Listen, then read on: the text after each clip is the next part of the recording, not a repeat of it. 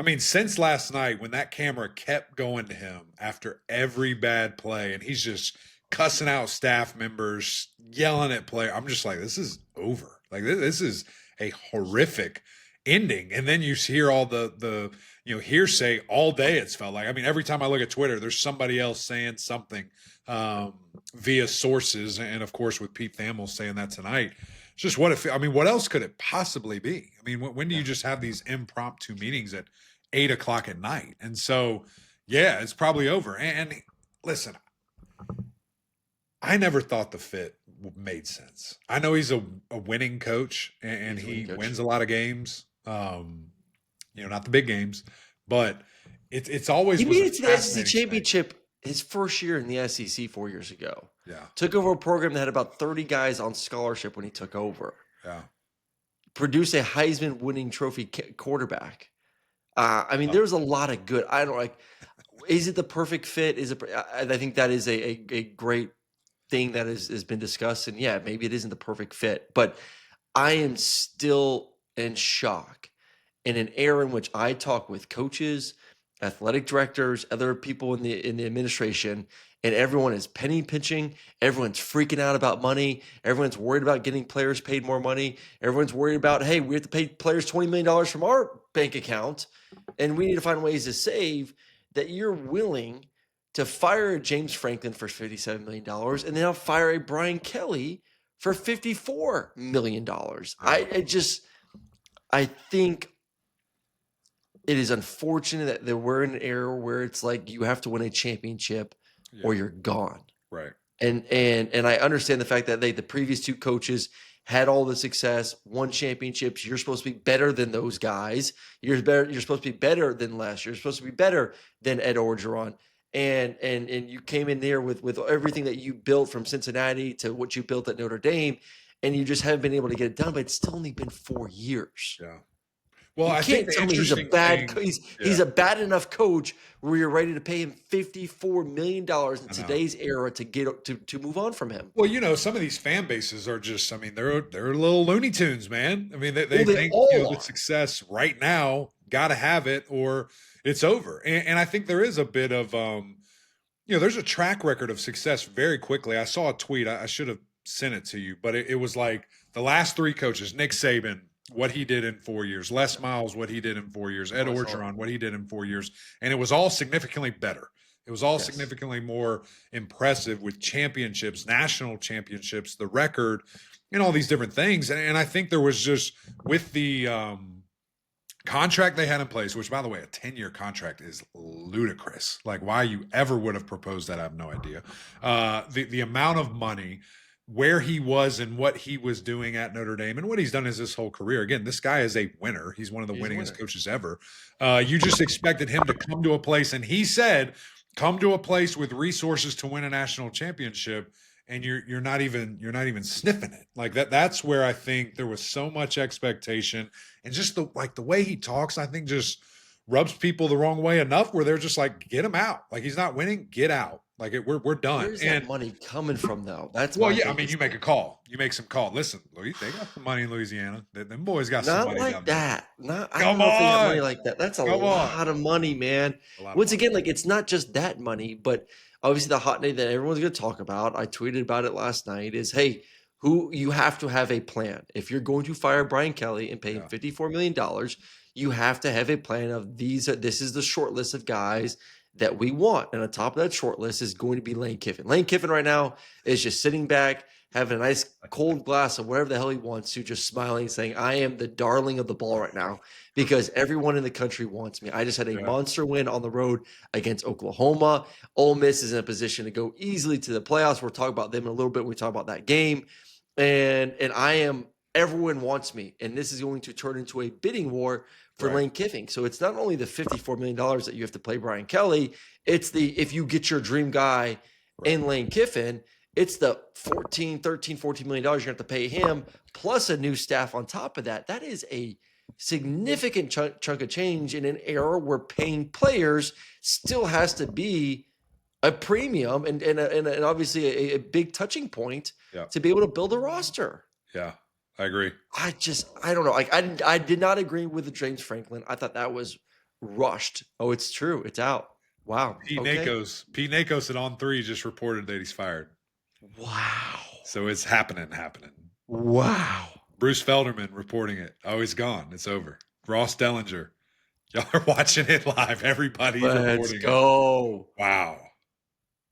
54 million. Dude, that's crazy. It's absolutely crazy. But again, it's where we are right now, man, in this world. And you better get it right this time, though. I mean, it's a lot of money.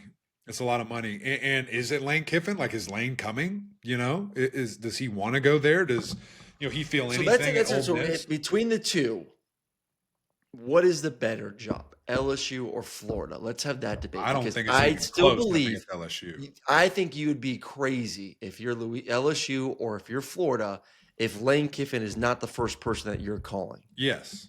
Right? Totally you have to be calling Lane Kiffin. No question. He is a proven winner. I think he's matured since all the craziness that happened early on in his career.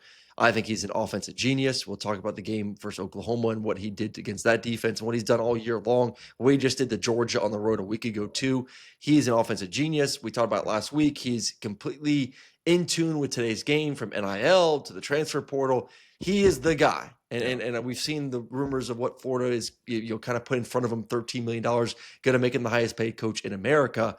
But to the question, EMAC, what is the better job, Florida or LSU? I think it's LSU. I don't think it's even remotely close. I think LSU's the best now that it's literally open right now. It's the best job by far. You have history, you have tradition, you have unbelievable track record in the NFL. You have a great recruiting bed. One thing with being with Jimbo Fisher, all these months and weeks of this thing, he raves about Louisiana and the recruiting bed there. He said, you just walk down the street, flip over a rock, there's a 5-star defensive lineman waiting for you to pick him up. I mean, it's just the talent that he, raves about there. There's a lot of hidden talent, too, in Louisiana. Like guys that aren't even recruited very highly. Like, exactly. A lot of those you can't find them that they've had. Yeah.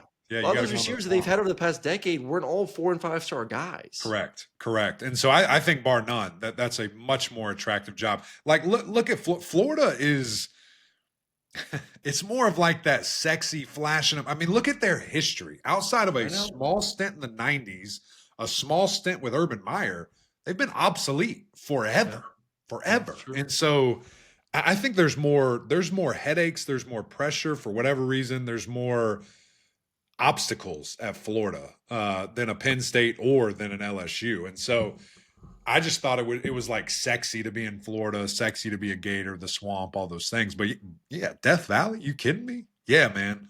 If Lane's going somewhere, it's now going to be there. I agree. I think Florida fans right now should be pretty upset the fact that they just got rid of him because of the fact that I do think LSU has more tradition. Obviously, LSU has had more success in the past 25 years with multiple coaches, not just, Urban Meyer being one of the best coaches of all time and the success that he had with a generational talent in Tim Tebow. But LSU has been proven they have been able to win early 2000s when you and I were in school, obviously as of late, even with a guy like Ed Orgeron having success. So I agree you own a state when it comes to recruiting in Louisiana. You have all the resources that you need. I mean, I think I even saw something today from Dan Mullen, and that his biggest thing, and I've talked to him personally about this too, is he never felt like Florida fully gave him all the resources that he needed to have success. Correct. And I don't think that's the problem at LSU. If you want something or need something in Louisiana when it comes to building a championship program, everything is there for you to get that. Yeah. Even this year, they went and said, hey, we need more money for the portal. More money showed up, and all of a sudden, look at what that roster's done, especially on the defense side of the football. So if you tell me, if you can give me Lane Kiffin, and I don't know what he would do with his staff, but you make him head coach and keep Baker as DC in that state with those resources and the talent that you can get, that is a dynamic duo when it comes to head coach / OC and Lane, and then Baker at the defensive coordinator position. If he does keep him, I don't know what he's going to do there if he ever is named. But it's like does Lane need to leave though? Like, is this Lane's waiting for the perfect opportunity? Is this now the perfect opportunity? I don't know what's more perfect. I don't know. Like Alabama, but Alabama's fine. Like they're good. They're not going anywhere. I don't know what the better possible. If you think there's something better than where you are, I don't know what else it could be. I mean, this is it. Unless he wants to go back to the NFL, which I don't think he does. So this is the job. And so now you look at the dominoes and the domino effect that this is going to create. Let's just do a little quick prediction here. Let's say Lain goes there. Lane's going to go to LSU. I think John Summerall gets the call at Ole Miss. I think that's a grand slam. I think that's a great call there. And honestly, we're going to talk about these games. Sorry, y'all. This is just crazy news here. I think the Missouri-Vandy game should have, could have, is an audition for the Florida job. I think Clark Lee needs that job. Why would Clark leave Vandy? That's his home. That's his alma mater. Like, I don't know. Like, he's now turned 14 million reasons why, 12 million reasons. I mean, it's Vandy. I don't know. If you feel like what you're doing is sustainable, you just said, like, the success at Florida has not been consistent. Right. No, I hear you. At some point in your career, are you happy where you are? And that's the one thing we always talk about with coaches. It's a great question. There's some that feel like, hey man, this is where I want to be. I'm home. Perfect example. I had ASU this weekend. I sat down with Kenny Dillingham and talked to him. He's like, dude, this is my dream job. Like, I went here. I'm from here. Like, I get to coach ASU. Like, this is everything I want.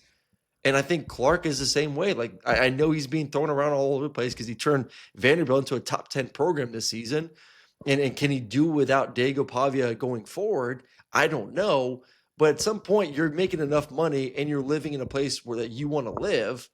Is it worth the headaches of trying to go to a place like Florida, which has not had incredible success? Like, and honestly, they probably don't care about you. They probably could care less about you, right? You know, and there is something to it. And I love that. I mean, I want that everywhere. You look at Georgia Tech, you look at Georgia, you look at Vandy, you look at Arizona State. That's cool when that's happening. And it just means so much more. And I'm sure there's other examples that I missed, but that's a cool thing to me. And I'm all about that. I just figured that would be a great opportunity if he wanted something, that he kind of showed it. Okay, everyone talking about Drink being the guy.